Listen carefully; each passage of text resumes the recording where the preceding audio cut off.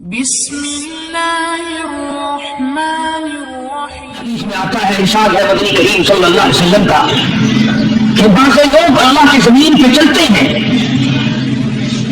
بعض لوگ اللہ کی زمین پہ چلتے ہیں اور زمین اللہ سے یہ اجازت مانگتی ہے، پروردگار اگر اجازت ہو میں اس کو نگل جاؤں، میں نہیں چاہتی کہ اس کے محفوظ قدم مجھ پہ پڑتے رہیں، اجازت ملے میں اس کو لقمہ بنا کر کے نگل جاؤں، اس کو زمین کی طرح میں لے آؤں۔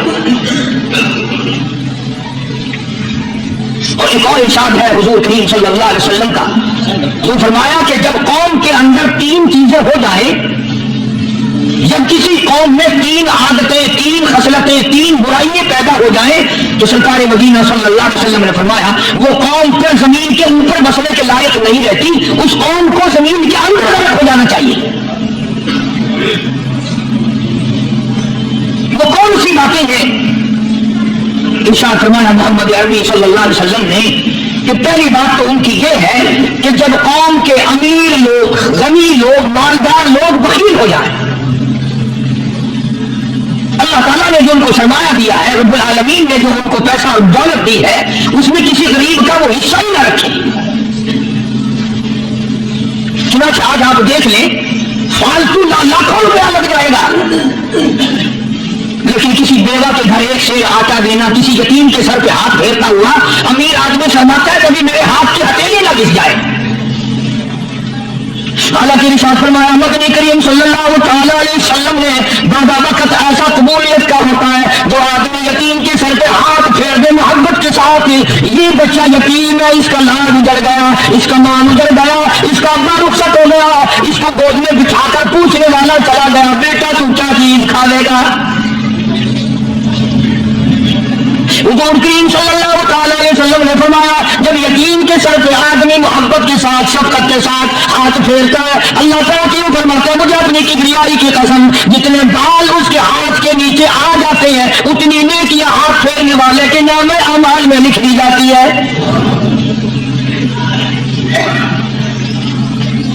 مگر ہمارے یہاں دستور نہیں، غریب کو مارو اور نیچا کرو اسے۔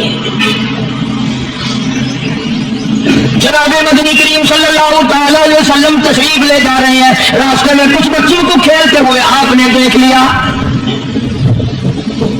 بڑی خوشی سے چھلانگے لگا رہے ہیں، بچے کھیل رہے ہیں، ایک بچہ دیوار کے ساتھ بالکل مونچھا گمزدہ پریشان کھڑا ہے۔ حضور کریم صلی اللہ تعالی علیہ وسلم کی نگاہ مبارک اس بچے کی پڑ گئی، آپ نے قریب تشریف لا کر اس سے پوچھا اور بچے سارے بچے کھیل رہے ہیں تو کیوں نہیں کھیلتا؟ کہنے لگا میرا کھلانے والا دنیا سے چلا گیا،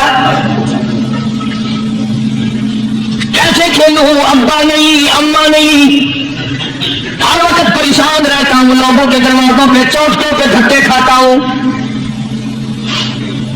آپ مدنی کریم صلی اللہ تعالی علیہ وسلم نے رحمت والے ہاتھ سے اس یتیم کی انگلی پکڑی اور اپنے ساتھ پیار کرتے ہوئے تشریف لے آئے، فرمایا جناب عائشہ صدیقہ رضی اللہ تعالیٰ عنہا سے اللہ والی آج اللہ پاک نے تجھے بڑی غنیمت بخشی ہے، بڑی دولت دی ہے، عید کا دن ہے، میں عید کی نماز کے لیے جا رہا تھا، بچے سارے خوشیاں منا رہے تھے، یہ بچہ دیکھا میں نے بڑا غمزدہ کھڑا تھا، بڑا پریشان کھڑا تھا، اور میں نے اسے پوچھا عید کا دن ہے تو خوشی کیوں نہیں مناتا؟ بچہ نے جواب دیا میری خوشی منانے والے دونوں ہی چلے گئے۔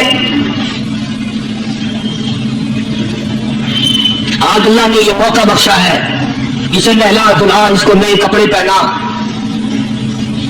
معصوم بچے کے ساتھ ہاتھ پھیرتے ہوئے فرمایا بیٹا گھبرانا، یہ عائشہ صدیقہ تیری اماں ہے، میں محمد رسول اللہ آج سے تیرا ابا بن گیا ہوں۔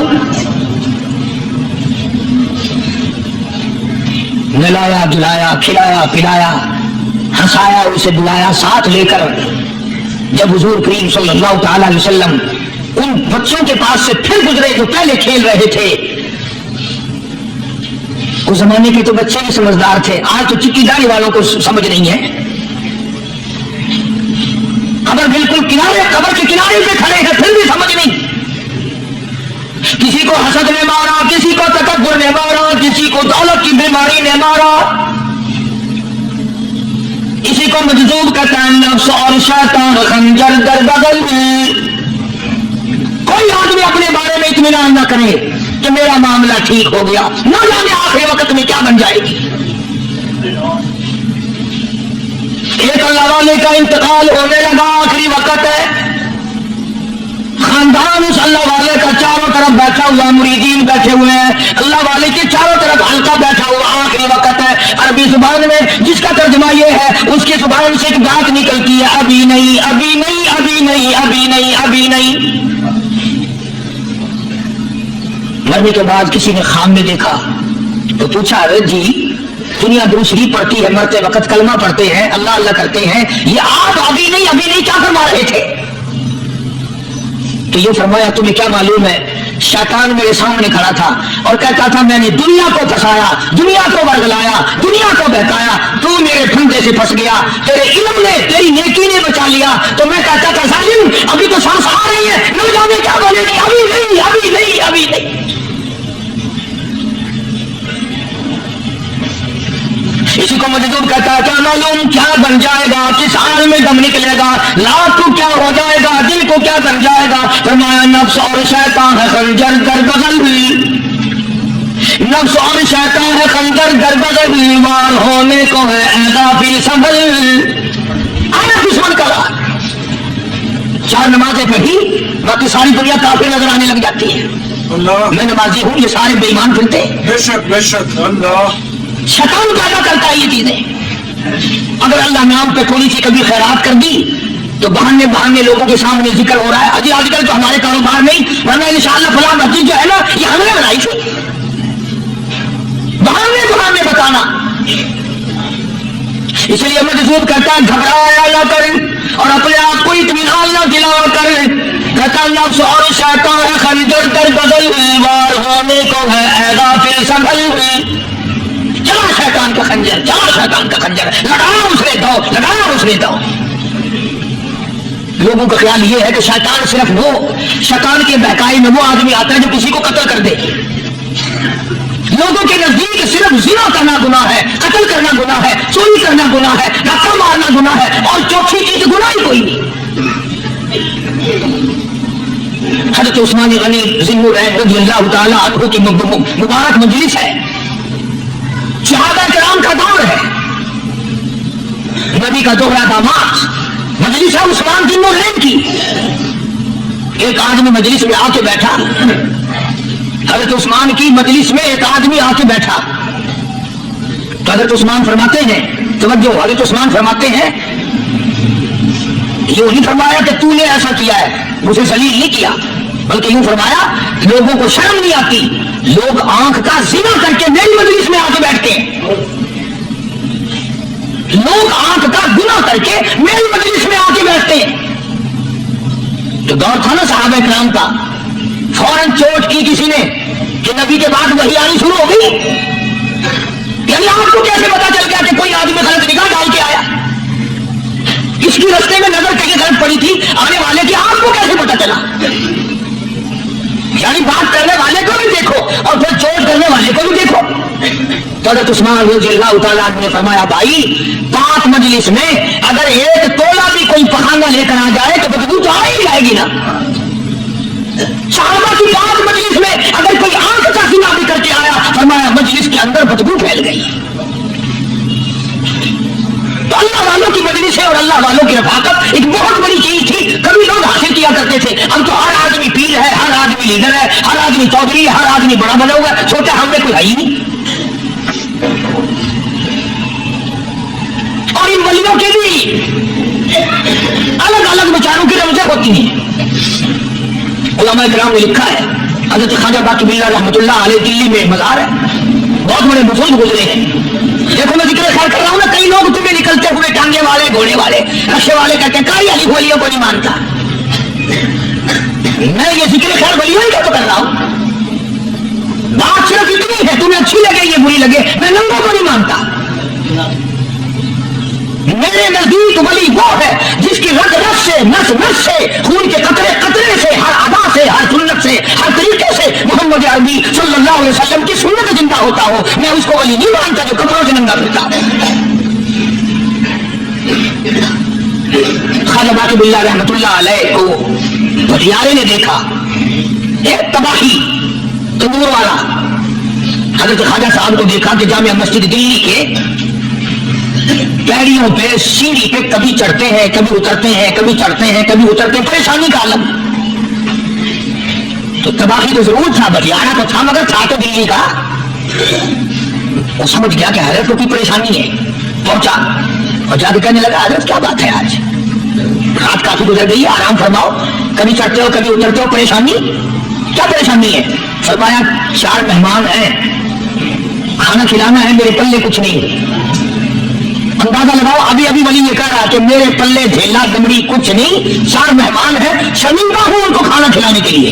اللہ اکبر اللہ. تو وہ کہنے لگا یہ کون سی فکر کی بات ہے, میں بھی لاتا ہوں. وہ کھانا لایا اور حضرت کے مہمانوں کو کھانا کھلایا. سبحان اللہ. کھانا کھا لیا, فارغ ہو گئے. دیکھو ولی کی بات, ابھی تو کہتا تھا کہ روٹی نہیں ہے, اور ابھی ابھی وہی ولی کہتا ہے بٹیارے کا ہاتھ پکڑ کے مان کیا مانگتا ہے, مان کیا مانگتا ہے. اب تیرے جیسا اگر وہاں ہوتا تو کہتا کہ جی کوئی گورنری سرمنگری دلاؤ, اسمبلی کی ممبری دلاؤ. بطور علاقے کا ڈھیر شانہ ہو گیا تو آخیا کہ جی میں کو وہی پر نہ جاؤ, پرانی چیزیں یہ ہوں, میں کو کوئی نوی لاوی چپر نہ ہو. یہاں سے منگنی ہے, پھر کیا مانگ گیا. خواجہ باقی باللہ رحمۃ اللہ علیہ بٹیارے کا ہاتھ پکڑے کھڑے ہیں, فرمانے لگے مانگ کیا مانگتا ہے. وہ تباہی بھی دلی کا تھا نا, کہنے لگا حضرت بس اللہ کا دیا سب کچھ ہے, بس آپ رہنے دیں. فرمایا نہیں مان کیا مانگتا ہے. اس نے کہا حضرت پھر اگر دینے پہ آئے ہو نا, اور اگر اتنا ہی دریائے کرم جوش میں ہے اور آپ دینے کا جذبہ لیے ہوئے ہیں, پھر مجھے اپنے جیسا بنا دو, اپنے جیسا بنا دو. کیا مانگا ہے, مجھے اپنے جیسا بنا دو. فرمایا نہیں برداشت کر سکے گا. کہنے لگا پھر پوچھتے کیوں ہو کیا مانگتا ہے, جب دینے ہی کچھ نہیں تو پوچھتے کیوں ہو, اگر دینے پہ آئے ہو اپنے جیسا بنا دو. یہ لکھا ہے کہ خواجہ بطبیلا نے اس بٹیارے کو اپنے سینے سے لگا کر کے تھوڑا سا دبایا تھا, پٹک کر کے وہ نکل کے بٹیارے کی. بلا زور تجلیات خدا بندی بتدریج آہستہ آہستہ سینے میں آئے تھے, ان کا کرم وہ یکدم برداشت کیسے کرتا. میرا عرض کرنے کا مقصد یہی ہے کہ ہم لوگ اپنے آپ کو کب سنبھالیں گے, اور وہ کون سا وقت آئے گا کہ ہم اس بات کے قائل ہوں گے اور تسلیم کریں گے کہ جو کرتا ہے خدا کرتا ہے, بندہ کچھ نہیں کر سکتا. تو میں نے اسی عرض کیا, مجذوب کہتا ہے نفس اور شیطان خنجر در بغل, نفس اور شیطان خنجر در بغل, وار ہونے کو ہے ایذا فی السبل. کبھی 4 دن بیٹھ کے اللہ اللہ کر لی, تسبیح پھیر لی, تو دوسروں کو یہ تو دنیا کے دھندے میں پھنسے ہوئے ہیں, میں بہت بڑا ولی ہوں, میں بہت بڑا ابدال ہوں, مجھ سے بڑا تو کوئی نیک ہے ہی نہیں. یہ بہت بڑی مار ہے شیطان کی.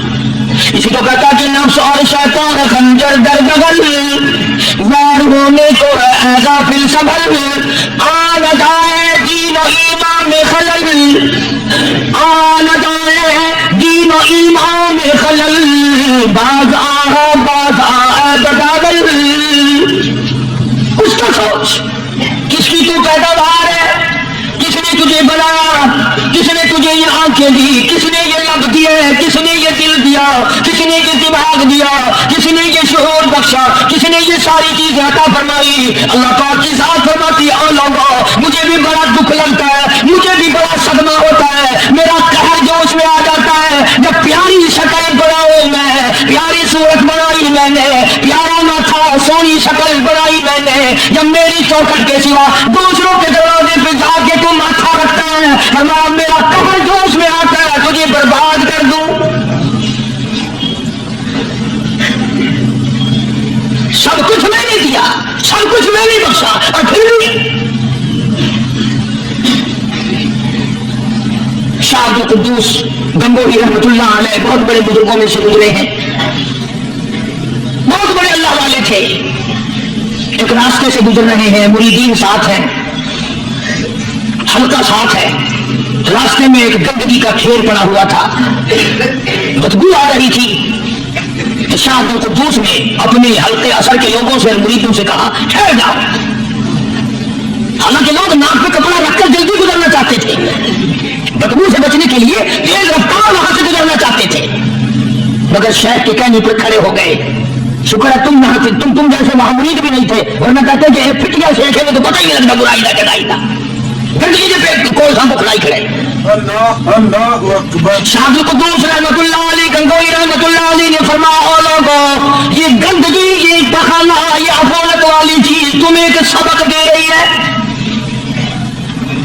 تو بڑے حیران ہوئے کہ گندگی سبق دے رہی ہے کہ ہاں یہ بدبو کا ٹھکانا یہ سبق دے رہا ہے کہ ہاں یہ ایک سبق تمہیں پڑھا رہا ہے. اور وہ کیا شاید فرمانے لگے یہ گندگی تم سے کہتی ہے او لوگوں کل سے پہلے میں مٹھائی کی صورت میں حلوائی کی تھال میں رکھا ہوا تھا جو دیکھتا تھا اس کے منہ میں پانی آ جاتا تھا. حلوے کی صورت میں تھا جلیبی کی صورت میں تھا امرتی کی صورت میں تھا. اور اے گندگی کا ڈھیر لوگ اور تم سے یہ کہتا ہے کل میں فروٹ والے کی ٹوکری میں رکھا ہوا تھا اناج کی شکل میں تھا غلے کی شکل میں تھا پھل کی شکل میں تھا فروٹ کی شکل میں تھا مٹھائی کی صورت میں تھا. جو مجھے دیکھتا تھا اس کو میں پیارا لگتا تھا میری چاہت معلوم ہوتی تھی میری ضرورت معلوم ہوتی تھی تو دیکھتا تھا منہ میں پانی آ جاتا تھا. اور انسان ایک رات تیرے پیٹ میں جانے کا اتفاق ہوا اور انسان آ دیکھ لے میرا کیا حال بن گیا. ایک رات کوئی تیری صحبت میں رہا ہو ایک رات تیرے